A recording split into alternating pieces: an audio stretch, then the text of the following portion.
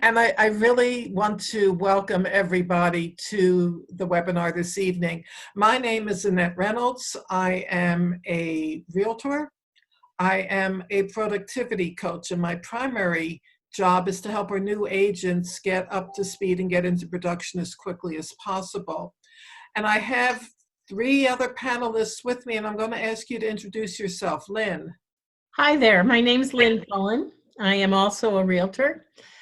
For 15 years, I was on the leadership side of the aisle. For the last 10, I was the equivalent of the sales manager over at Keller Williams in Newton. And my idea of quote unquote retirement was to go back into production, hence the partnership with Annette.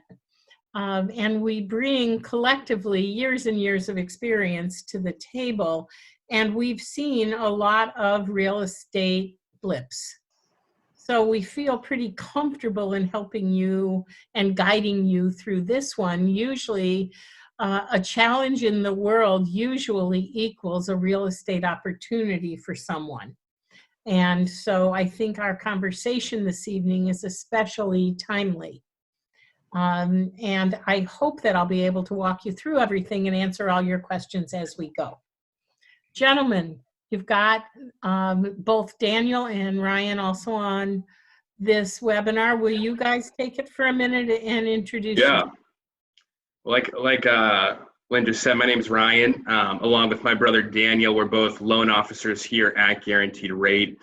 We both started with Guaranteed Rate. We came on board here in November of this year. Prior to that, we were also in lending on the business side of things. So we transitioned over from business lending to mortgages, really because we saw an opportunity, just getting into the market where, we're in an age group where a lot of people our ages are getting into the, time of their life where they're starting to think about a home purchase, whether that be a first-time home purchase, their forever home, whatever stage they're in, they're starting to look into that part of life. And so we saw it as an opportunity to be a resource to our friends, people in our network, which obviously a lot of you guys on the call fit that mold. And so we're both very excited to be here. It's also such a great time. From a mortgage perspective, it's a great time to buy a home. Rates are historically low right now. Obviously, things have been pretty crazy with the market through coronavirus. But one of the things we've seen is that rates, for the most part, have dipped. And, where they've been at today, specifically, it's been very low. So from a mortgage perspective, there's really never been a better time to buy a home. And so we're definitely excited to, be involved in mortgages and be a resource to people along that front. I'm not sure if Daniel has anything he would like to add. No, I think you covered it. We're excited to be here tonight, and we're excited to provide some information for you guys. Okay, so we're going to just jump right into it then. I think many of you who are currently renting might be asking yourself, why should I even think about this? What's in it for me? Why should I make a commitment?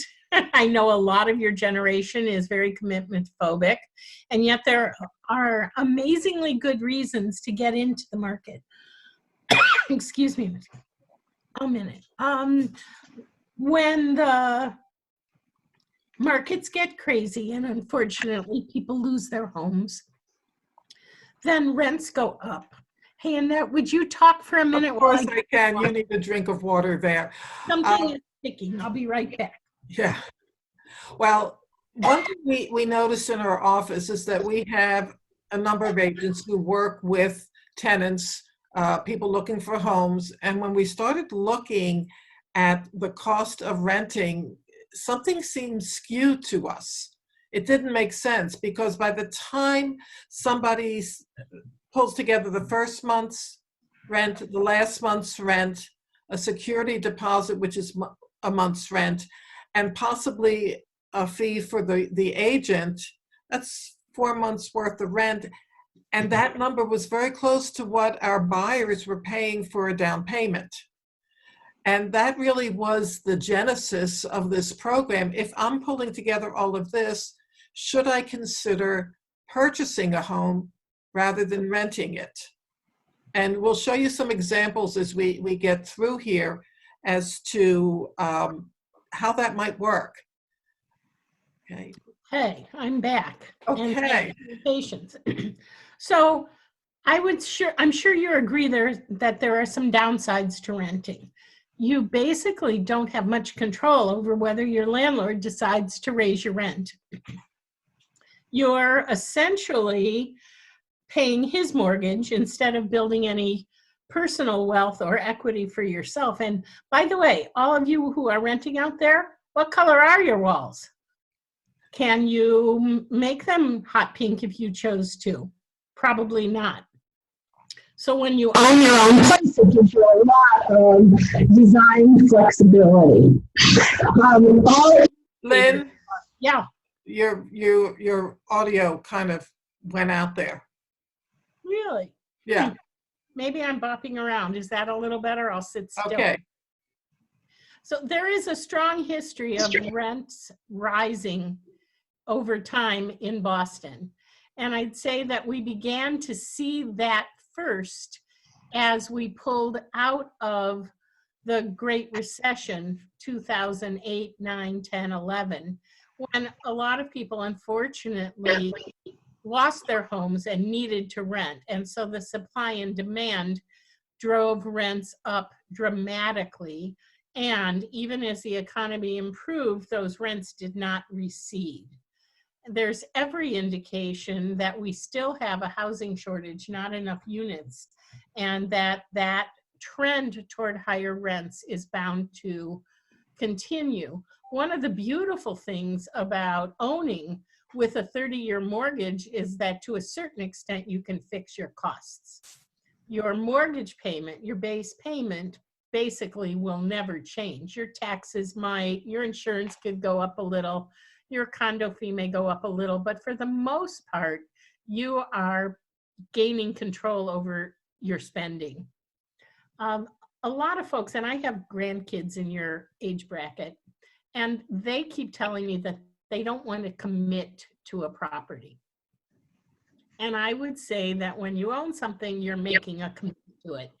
I think there's a misconception though, because I think that you don't need to commit to it forever.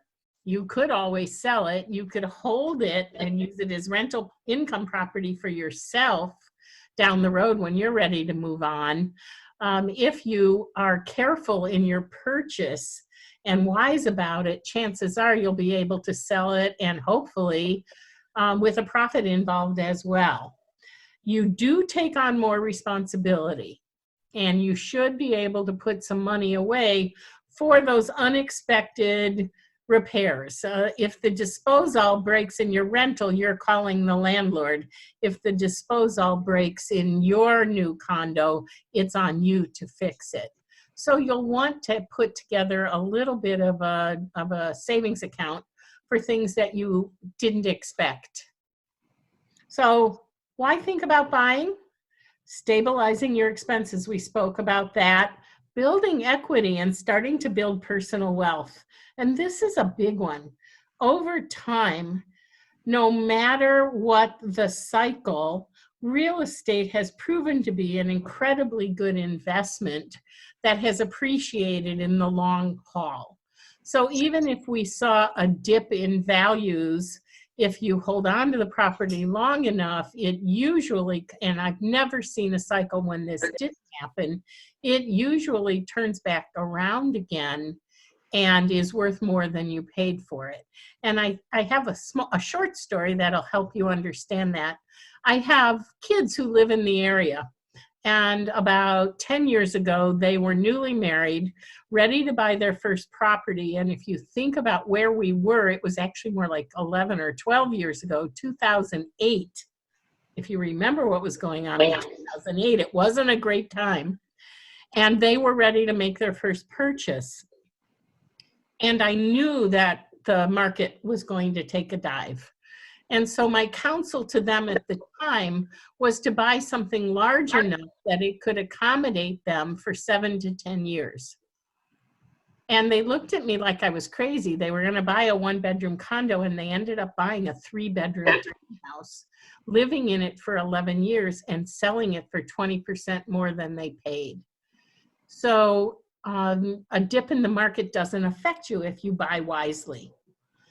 And you can make it your own. If you're into color, then go for it. My son-in-law is painting all the doors in their house black this week. I think he's got too much time on his hands. If they were living in a rental, they certainly couldn't do that. Well, Lynn, did I ever tell you about the time I painted a kitchen wall orange? No, I can only imagine. No, it was the wall where all the cupboards were, so it wasn't the whole wall. And that was over 40 years ago. And my husband still will never let me forget that There I you go. all Well, the orange. good thing about paint is you can always change it. So I guess it wasn't too bad. It's just very, very nice to be able to truly make the place you're living into your home with your personal touches that most landlords won't allow.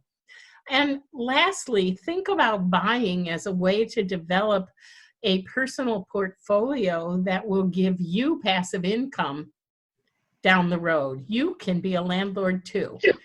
Also think about maybe instead of buying a 1-bedroom condo, buying a 2-bedroom condo and bringing in a roommate who pays you rent and lowers your monthly costs as well. So there are a lot of ways to look at this. What do we have next? Gentlemen, pop in here as we talk about this slide, okay? I think that first-time home buyers especially have never really thought about this concept of building equity and exactly what is equity. And equity is essentially the savings account that resides with your home. And there are two ways to develop equity. One is as the market grows and prices go up, if you buy for 100,000 and you sell for 150, you've gained 50,000 in equity. And the other is to pay down your mortgage. So each month as you pay your mortgage, a small percentage of the money goes toward that equity savings account, and it's called paying principal. So when you combine those two concepts over time, it can give you a handsome savings account. Very many people my age are living in their retirement account. Does that make sense? Mm-hmm. Yeah, So for sure. it's a very, very good time for you to be able to start that untouchable savings account that takes care of you when you're my age. Yeah, and I can add to that too. I mean, just the idea, because your loan, your principal isn't going to change. You know, your loan amount and your mortgage is not going to change. You know, it's going to stay. You're going to have a fixed payment throughout the entire process, unless you refinance in a few years. You know, and there's different things you can do, but for the most part, your mortgage payment is going to be fixed throughout the process. Whereas, you know, the appreciation is going to continue to go up for the housing value. And I would encourage you guys too. I mean, you know, take your parents' home, for example, and look up their address, and you can look it up on Zillow, and it'll say how much they bought it for, whatever year that was. And it'll give you a rough idea of what the current value is for the home as well. And at my parents' house, for example, I think they bought their home for, I want to say $350,000 back in 2001. And Zillow has it listed for, I think, right around $650,000, $675,000, which, again, Zillow tends to be a bit conservative with the appraised value as well. But it just goes to show how quickly, you know, houses do appreciate. Whereas, you know, your mortgage itself, it's a fixed payment for when you lock in on the loan. Terrific. Anybody, if you have any questions, by all means, jot them down and we'll open up for questions when we've gotten through everything. Because we want to be sure that you understand everything we're talking about. I think I'd like to turn it over to you, Ryan and Dan, from this point on, so you can get into the nitty-gritty of a mortgage. Yeah, absolutely. Well, I have the privilege of going over some of the details of a mortgage. And I know all you guys are probably coming from different educational levels of how much you know about a mortgage, what you understand about the process. And you won't be an expert by the end of this, but I'm hoping to dispel some of the myths, some of the bugaboos of a mortgage, and make it seem approachable and make it seem like home ownership is really just one step away for you. And like Lynn said, if you do have questions, please jot them down. I want to provide as much information as possible, so please keep those on the top of mind. Jot them on a piece of paper on your phone as we go along. But how does a borrower qualify for a mortgage? We look at a couple different things, and essentially what we're trying to answer is what amount is this person comfortable paying? What amount are we confident with them paying for the life of the loan? What can they handle given their financial situation? And one of the things we look at is credit, which includes credit score, but it also includes your debt obligations. For a conventional mortgage, credit score is 740 and above actually get the best rates. So if you have a credit score of 740 and above, you'll get the best possible rate, and it'll get a little bit worse for each tier of credit scores that it goes down. The other question that we have to answer is, what other debt obligations do you have? And I'll touch on this a little bit more in the income section on how that will affect your mortgage application. What reserves are, reserves is how much money you'll have left over available to you after you've moved into your home. Say everything goes wrong, do you have a couple months of money on your hands to cover the payment for the time being? And that's what reserves is. And there's a couple different ways that it's calculated throughout the process, how many months of reserves you'll need. But for an FHA mortgage, for example, for a 1 to 2 unit, you'll need 1 month mortgage payments available to you. For a 3 to 4 unit, you'll need 3 months of mortgage payments available to you, as you're taking a little bit more risk as a landlord to say those tenants don't pay. Now, when it comes to income, this is mostly how you qualify for the amount of your mortgage, but it's not as simple as the more money you make, the more mortgage you'll qualify for, because really what it is how much money do you have left over after you've paid all of your other debt obligations for your mortgage payment? And that's what's called a debt to income ratio, which you'll hear. And what that is it's a calculation of all the debt payments that you make each month divided by your total monthly income. And that's what lenders look at to determine how much money you have left over in your income to comfortably make your mortgage payment. And that's how you qualify for whatever amount of mortgage. Next slide, please, Annette. Whoops, it's giving me a No hard. worries. There we go. So there's a lot of jargon when it comes to mortgages, and I'll just quickly run through a few of them. So what you're looking at when you hear the word principal, which I know a lot of you guys probably know what principal is, it's the amount of the loan that's originally extended to you. And what interest is the cost of the loan. It's what the lender charges you to delay the repayment of that loan. And every single month in your mortgage payment, there's two factors in it. There's the principal payment, which pays down the total amount of the loan. There's also the interest payment, which pays off the interest that's been accrued and accumulated over the time of the loan. In this PITI, what that means is principal, interest, taxes, and insurance. And that's your total monthly housing payment. It includes the principal and interest, which is your mortgage payment, but it also includes your property taxes, which will vary town to town, city to city, based on whatever property tax rate they have. And it also includes your homeowner's insurance, which you'll have to pay for as well. Now, private mortgage insurance, this is one of the biggest myths, or not exactly myths, but fears that I hear throughout the mortgage process. People hear from their parents, people hear from all over the place that they should avoid paying PMI, as it's called, as much as possible. That's not necessarily true. What private mortgage insurance is you have to pay private mortgage insurance when you put a down payment on a house that's less than 20%. The lenders have figured out that the less skin you have in the game, meaning the lower the down payment is that you have available, the more likely you are to default, as you have that less skin in the game. So what lenders do is they have you pay for insurance to protect them in case of default. Now, a lot of people, I know it sounds like, oh man, it's an extra cost, what's going on here? But it actually is very affordable if you're a qualified borrower. And in a lot of situations, it's not that much of a cost per month. You're saving a lot of money by keeping that extra down payment money in your pocket for other things. Or if you don't have that 20% saved up, homeownership is still very attainable for you. As the next slide will show you, you can just put 5, sometimes even 3% down on a house. Closing costs, that's another thing people are very scared of, to try and pay as little in closing costs as possible, and that totally makes sense. What closing costs mostly is, it's not, I think when I hear it originally, I think it's a way for people to try and get money from me so that they can profit. But what it really is, closing costs is paying people for the services they perform on your mortgages. It's paying your attorney. paying the appraiser to see how much your house is worth, paying the inspector, paying the town for recording fees, or paying for title insurance to make sure that you are the rightful owner of your property. So nobody, the great uncle or the great grandchild of the previous owner of the house can come over and say, hey, this house is willed to me.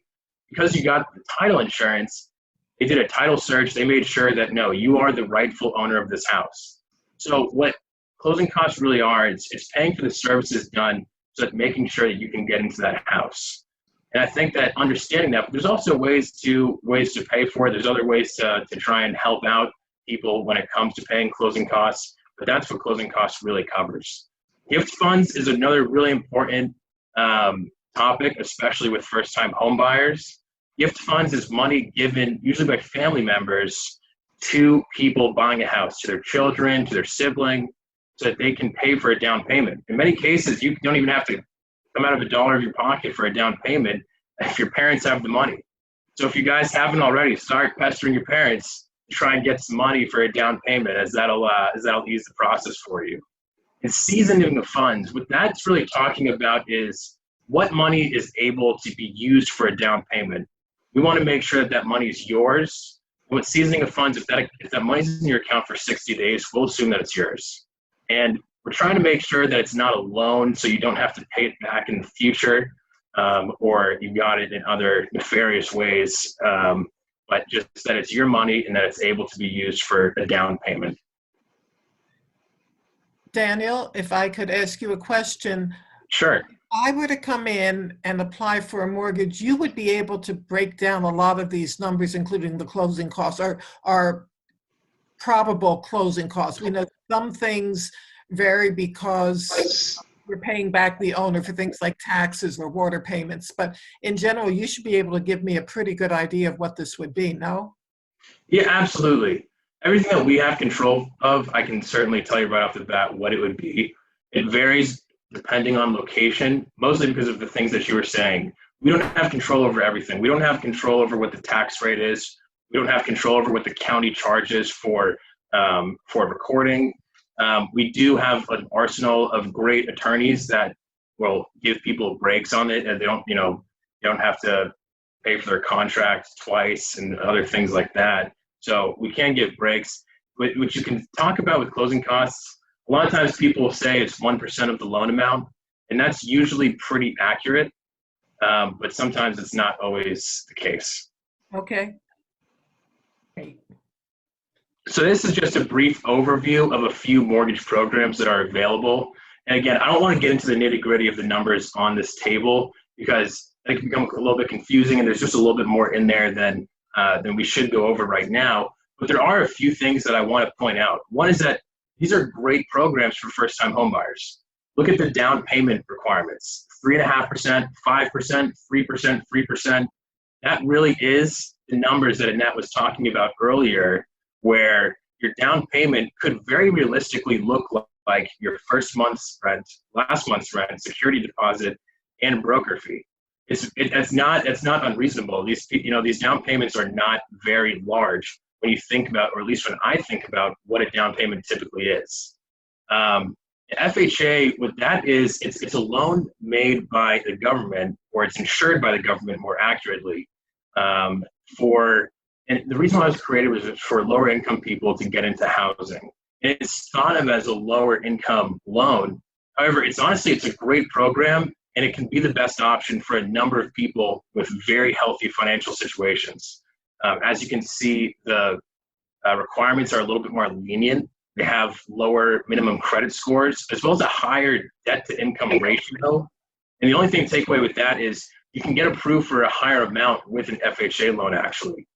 And the other benefit of an FHA loan is you can put 3.5% down on a multifamily unit. So it's just 3.5% down. You can become a landlord immediately. Ryan and I know somebody, we're working with somebody who is buying a home in Lowell. You're putting 3.5% down from an FHA loan on a 2-unit home. And they're renting out 1 unit. And at the end of the day, they're expecting to own their own home and pay $700 a month out of pocket for rent because of the money they're collecting from their tenant. And there's also some other great options available. Mass Housing First Time Home Buyer, they actually do offer down payment assistance as well, which is really great, up to $15,000. That's another great program. Home Ready, Home Possible, more great first-time home buyer programs. And as you can see, and with the other thing to note with the FHA loan is your credit score does not affect the interest rate you have. Whereas with the other 3 loans, the higher your credit score is, the better rate you'll get. Is there anything else you guys see from there? Yeah, but just one other thing that I would add is that each municipality very often has funds of money available to support first-time home ownership with down payment support, depending on your income levels. I know that Waltham has such a program, Newton has such a program. I haven't confirmed because no one was in the office today if Framingham does, but a lot of municipalities want to encourage the stability of home ownership and will actually give you money to put down. So it's worth investigating that if you're having trouble putting your down payment together. The Boston Home Center works very well with people. They offer down payment assistance and closing cost assistance.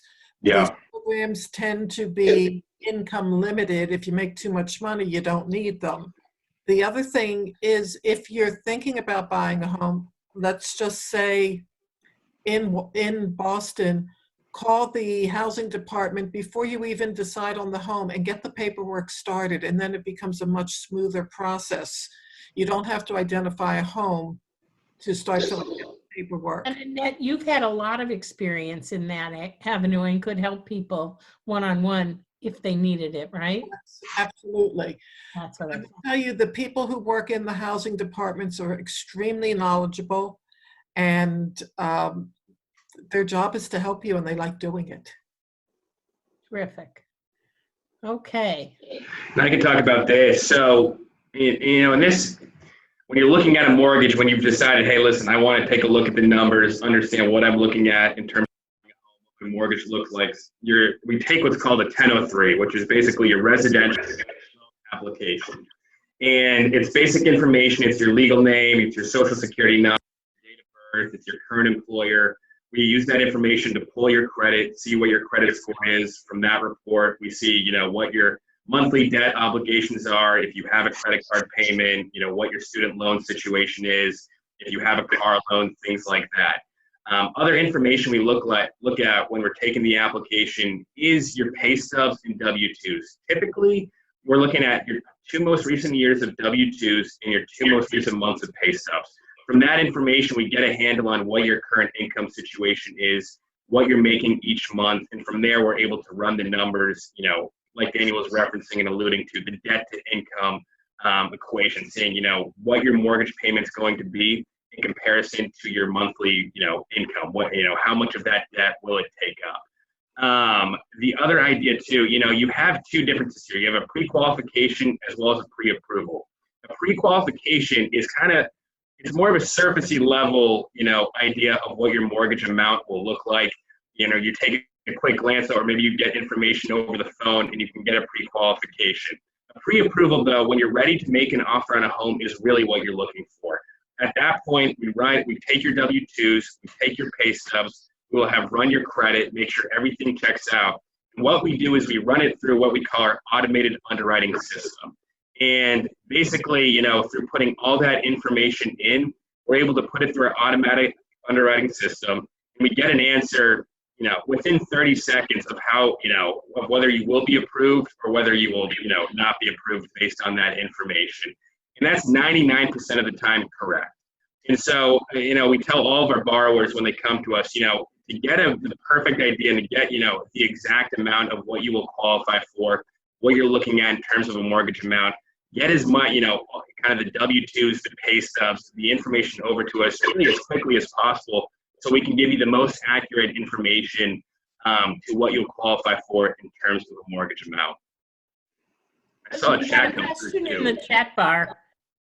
That we will address that concept of where your credit has to be and what it does to a loan as Yeah. we get through it. I did see the question, and thank you for that. Yeah, absolutely. Unless you what- guys would like to handle it now. Sure, I can answer that. And that's kind of what Daniel was talking about as well. For most loans, in terms of getting the best rate, you need to have at least a 740 FICO score. And so, at least a 740. Anything above that, you get the best rate. With debt to income, we're really, depending on each loan program, it's going to vary. And so, for example, FHA, like Daniel was talking about, they have more flexible guidelines. So, your mortgage payment can be 55% of your debt, for what, your debt to income ratio with what it would be for that particular month. Other programs are going to be more conservative, closer to the 45%. Again, it really depends on the product that you're looking at and ultimately what's going to suit and fit you best. So what happens if your credit score is 680? How much of a hit do you take on the rate? So it varies each time. Unfortunately, there's not, the way the mortgage market works is the rates are set by it's a whole different ballpark with talking about how mortgage rates are set. Unfortunately, I don't set them, and so it depends on how the market's trading that day, what the different tiers and the different pricing is. The mortgage market really has a mind of its own, in terms of setting its pricing. There's not like a fixed equation that, your rate goes up a quarter of a point if your credit falls beneath the 740 FICO score range. It's not as simple as that. It's still competitive. The range still stays within a point, right? So I can give you, for sure. And I can give you a specific example. Today I'm working with an FHA buyer who's buying a home in Hudson, Massachusetts, and his credit score was 630. And he's doing an FHA loan, and his rate was a 3.375%. If he had a 640 FICO score, to show you kind of how, little changes, his rate could have been at 2.75%. And so that's not to say, that's the exact, it shows that it's all within range. And that's a 630 FICO score as well. You know what I mean? Which is on the lower tier of credit scores. Yeah, today's low rates. I don't want to be cavalier about somebody's money and the ability to score a better rate. And yet, coming from my perspective, my first home I purchased with a 17% mortgage. Yeah. Okay. No, rates have certainly changed. A quarter of a point one way or the other, especially in the entry level area of the market, really won't affect what you are out of pocket each month terribly much. Yeah. Exactly. We're honestly, when we're talking are quarter percents, eighth of percents of rates in today's market with these changes. It goes up by an eighth, it goes up by a few eighths, but it is still under today's market. If you can qualify for a mortgage, you'll get a fantastic rate. That's really the point. And one suggestion I have too for people on the call as well, if you haven't already, download the app Credit Karma, and you punch in your information. It'll give you an idea of what your credit score is. And Credit Karma is not the most accurate reporting agency. Typically, their credit scores are more inflated than what your credit really is. But it will give you a halfway decent of an idea of where you stand. It'll kind of reflect what your different monthly obligations are for payments in terms of student loans, credit cards. It'll kind of itemize those things, just so you can have an idea of what you're looking at, in terms of your credit score, roughly speaking. Yeah, and I think one of the things, when you're talking about credit score is like a sliding scale affecting interest rate. And like we were talking about in today's market, it's not affecting it to catastrophic extents. What your debt to income ratio is, that more affects the loan amount, whereas your credit score affects the interest rate, your debt to income ratio affects the loan amount. So also just be mindful of what debt you're taking on. That you can look up the thresholds, 45% total, that includes your housing payment as well. You can calculate pretty easily what your income ratio is. You can look it up online, how to do it if you forget, but just be mindful of your financial situation, like Ryan was saying. Monitor how much debt you're taking out, monitor your credit score with apps like Credit Karma. You can also get a full credit report for free every single year from the bureaus. You can look into that. That's another great thing to do. But just monitor your financial health and you'll be okay. Great.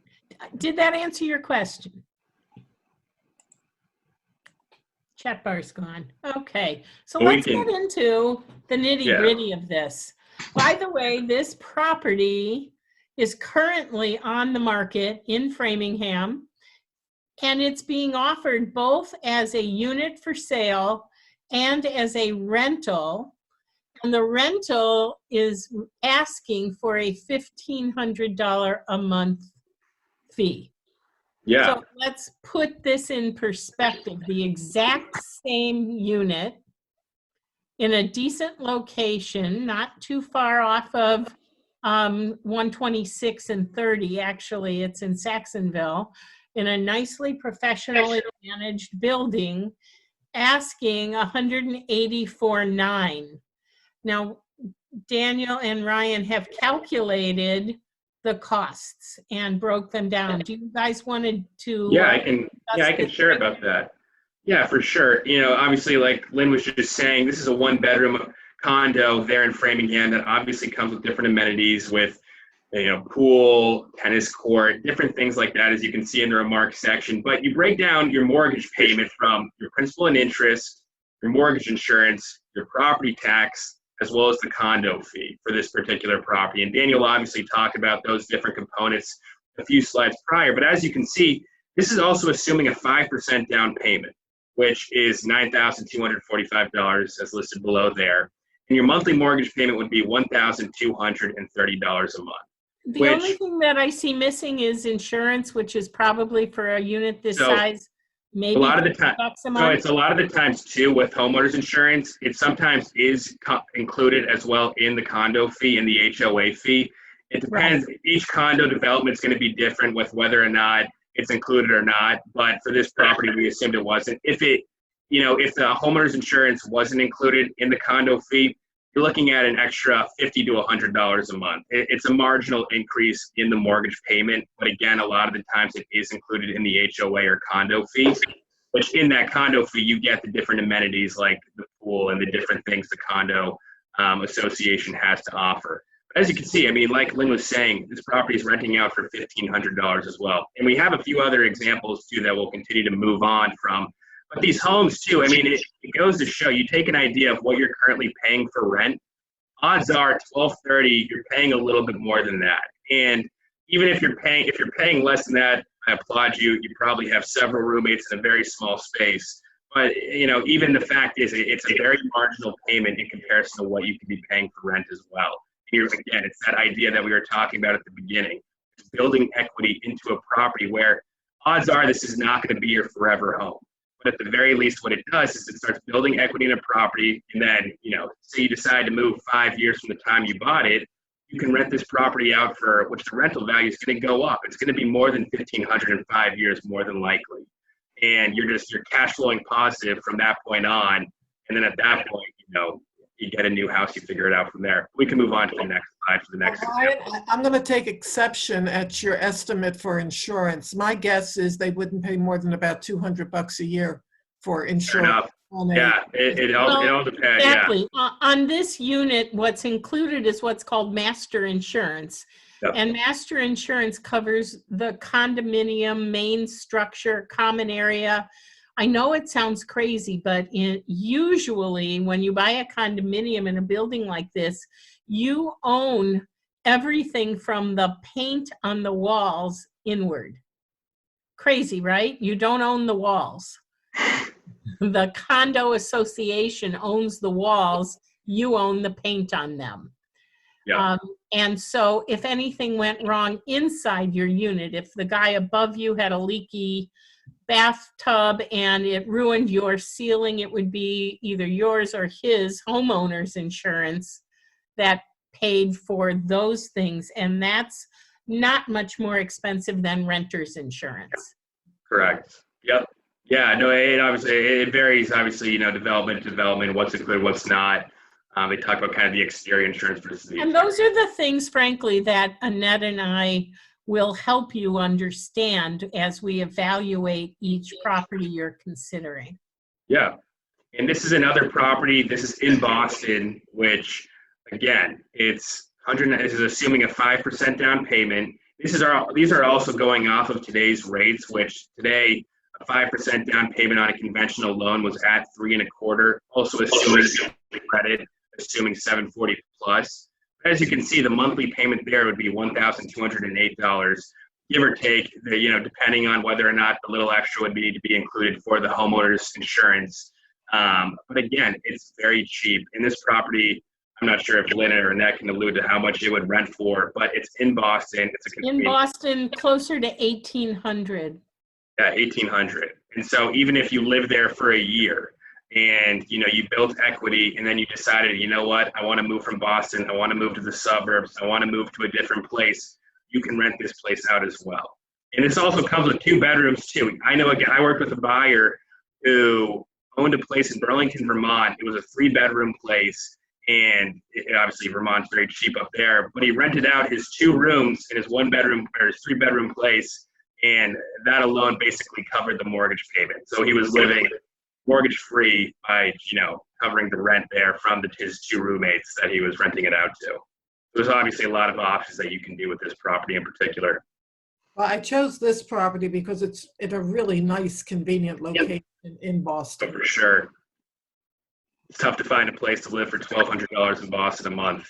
You better be- And then you also have another property very close to the city there in West Roxbury. Again, $250,000 or $249,000, assuming a 5% down payment right there, which is going to be less than $10,000 for a $249,000 property. You're basically paying $1,500 a month. Which again, I mean, the goal of these slides is to show how reasonable it is to buy a property. And I think a lot of us have a preconceived notion that you need to have a lot of money saved up. You need to be in a incredibly successful and cash flow, financial situation where you have cash coming in left and right. The reality is you don't. The cost of renting, you basically can be buying. And then the last property here for just under $240,000, another property in Framingham here as well. A little nicer of a property, a mortgage payment of $1,746, assuming a 5% down payment, which again is And more this than. is a more of a full service building with Yeah. a gym and a pool and garage parking. So depends on what your needs are. Exactly. And even I meant to, At higher numbers. These rent for $1,850 in Framingham. and I meant to say that too in the past 2 slides for the property in Boston, West Roxbury, both of them come with private parking as well. And so, I mean, some people are paying near that monthly mortgage payment just to have parking for the year, and so there's a lot that comes and a lot of benefits there too. But again, you can see that reflected in the condo fee with, typically, higher condo fees that tend to include more. I'm not saying it's always, a blanket equation there. Lynn and Annette can help you with that when the time comes. But again, it shows how affordable and how reasonable even a property like it really is, and how attainable it can be. Okay. And then I really want to address what it's like to look for a property, as I usually say, in the days of Corona. I'm seeing memes on Facebook saying you found your spouse online, why not your house online? Okay. And although our office is closed, our agents are busy. Many of them are doing the same thing you're doing, sitting at home and reaching out to everybody they know to find out that they're okay. Other people have to move. Either they're being transferred, or the baby's coming, or they're in the process, and we are selling homes.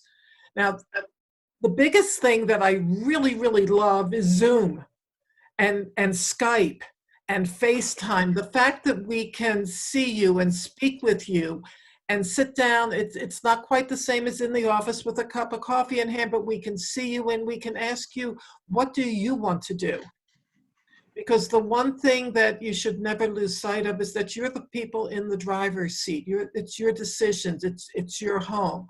And our job is to guide you. So we'll sit down and ask you, have you spoken to a lender? Have you been pre-approved?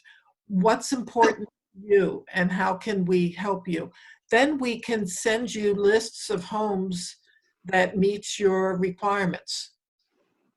Then if you find one that you like, I'm working with a buyer whose in-laws just came back from Europe, so they're in self-quarantine up in Maine. The whole family's there for 2 weeks, but they're asking me about properties, and we're seeing the visual tours and the video tours, and you can follow the agent through the house.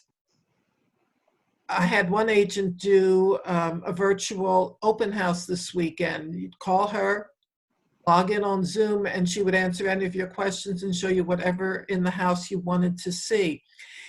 If you think you found the home that you want, then the agent making one-on-one appointments so you can go in. Having the house opened to you, you wander through, nobody touches anything, and you can make a decision if you want to move forward with an offer. If you decide you want to purchase a home, we use all electronic documentation. Sign it by clicking on your iPhone, your smartphone, or your computer.